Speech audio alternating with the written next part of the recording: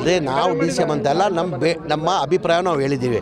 ನಮ್ಮ ಪಕ್ಷ ಹೈಕಮಾಂಡ್ ಪಕ್ಷ ತೀರ್ಮಾನ ಮಾಡಬೇಕಾಗಿ ಯಾರು ನಿನ್ನೆ ಪರಮೇಶ್ವರು ಹೇಳಿಕೆ ಪರಮೇಶ್ವರ್ ಅವ್ರ ಅಭಿಪ್ರಾಯ ಹೇಳಿದ್ದಾರೆ, ರಾಜಣ್ಣ ಅವ್ರ ಅಭಿಪ್ರಾಯ ಹೇಳಿದ್ದಾರೆ, ಸತೀಶ್ ಜಾರಕಿಹೊಳಿ ಅವ್ರ ಅಭಿಪ್ರಾಯ ಹೇಳಿದ್ದಾರೆ, MB ಪಾಟೀಲ್ ಅವ್ರ ಅಭಿಪ್ರಾಯ ಹೇಳಿದ್ದಾರೆ, ನಾನು ರಹೀಮ್ ಖಾನು ನಮ್ಮ ಅಭಿಪ್ರಾಯ ಹೇಳಿದ್ದೀವಿ.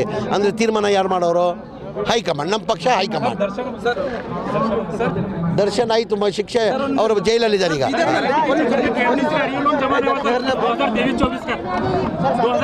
ಹೇಳ್ರಿ, ಬೀದರ್ನಲ್ಲಿ ಗೊಲ್ಲೇರವಲ್ಲಿಯಲ್ಲಿ ಸರ್ವೆ ನಂಬರ್ 21, 22 ವಕ್ಫ್ ಪ್ರಾಪರ್ಟಿ ಸರ್. ಅದು ವಕ್ಫ್ ಪ್ರಾಪರ್ಟಿ ಆದರೂ ಕೂಡ ಅಲ್ಲಿ ಪೂರ ಮನೆಗಳು ಕಟ್ಟಿದೆ. ಬೀದರ್ನಲ್ಲಿ ವಕ್ಫ್ ಆಫೀಸರ್ ಅದಕ್ಕೆ ಅಂಥದಕ್ಕೋಸ್ಕರನೇ ನಾವು ಇದು ವಕ್ಫ್ ಅದಾಲತ್ ಮಾಡಿರೋದು. ಅಂತ ಸಮಸ್ಯೆ ಎಲ್ಲೆಲ್ಲಿದೆ ಮನೆ ಕಟ್ಟಿದ್ರೆ ಸರ್, ಅಧಿಕಾರಿಗಳು ಮನೆ ಕೊಟ್ಟರೆ ಅವ್ರಿಗೆ ಬೇರೆ ಕಡೆ ಶಿಫ್ಟ್ ಮಾಡಿ ಅವ್ರನ್ನ ವಕ್ಫ್ ಆಸ್ತಿನ ವಾಪಸ್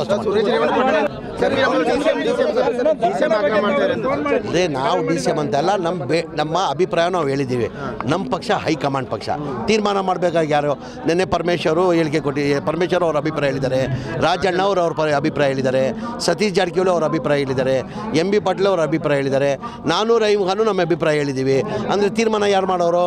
ಹೈಕಮಾಂಡ್, ನಮ್ಮ ಪಕ್ಷ ಹೈಕಮಾಂಡ್. ದರ್ಶನ್ ಆಯಿತು ಶಿಕ್ಷೆ, ಅವರು ಜೈಲಲ್ಲಿದ್ದಾರೆ ಈಗ.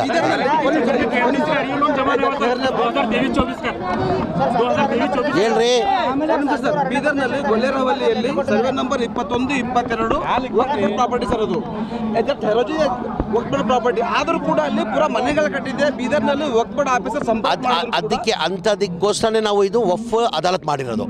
ಅಂತ ಸಮಸ್ಯೆ ಎಲ್ಲೆಲ್ಲಿದೆ ಮನೆ ಕಟ್ಟಿದ್ರೆ ಸರ್, ಅಧಿಕಾರಿಗಳು ಮನೆ ಕೊಟ್ಟರೆ ಅವ್ರಿಗೆ ಬೇರೆ ಕಡೆ ಶಿಫ್ಟ್ ಮಾಡಿ ಅವ್ರನ್ನ ವಕ್ಫ್ ಆಸ್ತಿನ ವಾಪಸ್